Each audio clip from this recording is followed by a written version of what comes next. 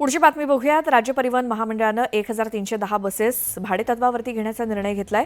हा निर्णय वादाच्या भोवऱ्यात सापडलाय।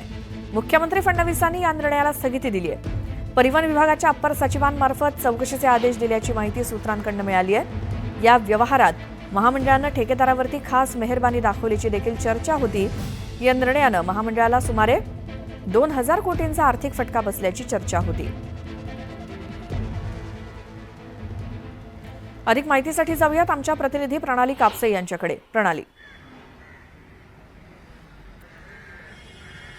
खरं तर श्वेता, हा जर संपूर्ण प्रकार आपण बघितला तर यामध्ये वर्क ऑर्डर देण्यात आलेली होती आणि लवकरात लवकर या बसेस ज्या आहेत त्या रस्त्यावर धावताना दिसल्या पाहिजे असं यात म्हटलेलं होतं। आणि त्यामुळेच जेव्हा हे प्रकरण मुख्यमंत्र्यांपर्यंत पोहोचलं तेव्हा त्यांनी याच्यामध्ये चौकशीचे आदेश दिले आणि म्हणूनच हे संपूर्ण प्रकरण आता उघडकीस येत आहे। श्रीरंग बर्गे जे आहेत, जे एसटीचे अभ्यासक आहेत, युनियनमध्ये काम करतात बरीच वर्ष, त्यांच्याकडून आपण जाणून घेऊया। श्रीरंगजी, ज्या पद्धतीनं हा संपूर्ण प्रकार दिसून येतोय, 2000 कोटीचा घोटाळा होऊ शकला असता असं बोललं जात आहे। काय हे प्रकरण आहे आणि एवढी तफावत दोन जे कंत्राटदार आहेत त्यांच्यामध्ये का दिसून येते? हे खरं आहे की भविष्यात याच्यात फटका बसला असता एसटीला, किंवा भविष्यात असं काही घडू शकलं असतं तुम्ही म्हणता तसं, पण अजून एक काम सुरू झालेलं नाहीये आणि त्याच्यामुळं ठीक आहे, मुख्यमंत्र्यांनी याची दखल घेतली आणि हे जे काम आहे ते त्याला स्थगिती दिली असं ऐकायला मिळालं। ते असेल तर चांगलं आहे, त्यांचं आम्ही अभिनंदन करतो, कारण अशा गोष्टी टाळल्या पाहिजेत। एसटीचं का नुकसान करायचं? जर पूर्वीच्या गाड्या जर 25, 26, 27 रुपये किलोमीटरने चालतात तर याच्यात एवढं काय झालं? 40च्या वरती 40, 42, 43 रुपये किलोमीटरने द्यायचं, त्याच्यात शंकेला वाव आहे, पण अजून काही झालेलं नाही हेही मला आपल्याला सांगायचं आहे। बरं, परंतु आता ही चौकशी सुरू केली गेलेली आहे। खरं तर एसटीची परिस्थिती अशी आहे की बसेसची संख्या खूप कमी आहे, त्यामुळे आणखी एक फटका एसटीला बसू शकतो या चौकशीमुळे।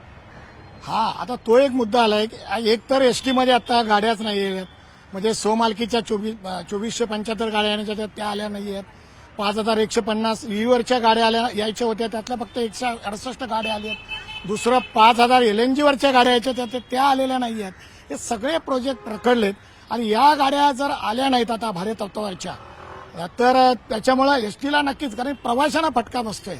एसटीचं सोडून द्या, या भाडेतत्वावरच्या गाड्या काही एसटीला फायदेशीर नाहीच आहेत, पण प्रवाशांना फटका नक्की बसतो याचा, आणि एसटीचे प्रवासी दूर जात आहेत, कारण त्या गाड्या न आल्यामुळं की आता प्रायव्हेटच्या गाड्या वाढतील आणि मग एकदा आमचे प्रवासी तिकडे गेले तर ते पुढे एसटीकडे वळणं मुश्किल आहे।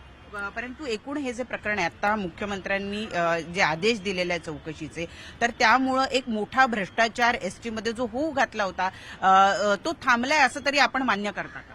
असा निष्कर्ष काढायला हरकत नाही।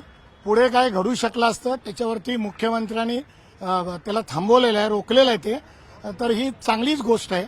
अशा घोटाळे व्हायला नकोत आणि ते घोटाळे एक एसटी अडचणीत आहे। हे सर्वसामान्य गरीब माणसाचं वाहन आहे, एसटी गरिबांची संस्था आहे, लक्षात घ्या। आणि त्या संस्थेमध्ये असे ते आकडे ऐकूनच एकदम भयानक वाटते, एवढा मोठा घोटाळा, आणि म्हणून असं व्हायला नको। पण हा प्रोजेक्ट अजून सुरू नाही झालेला आहे, या गाड्या अजून आलेल्या नाही आहेत, यायच्या अगोदर झालं, हे खूप चांगलंच झालेलं आहे। याच्याबद्दल मी मुख्यमंत्र्यांना धन्यवाद देतो।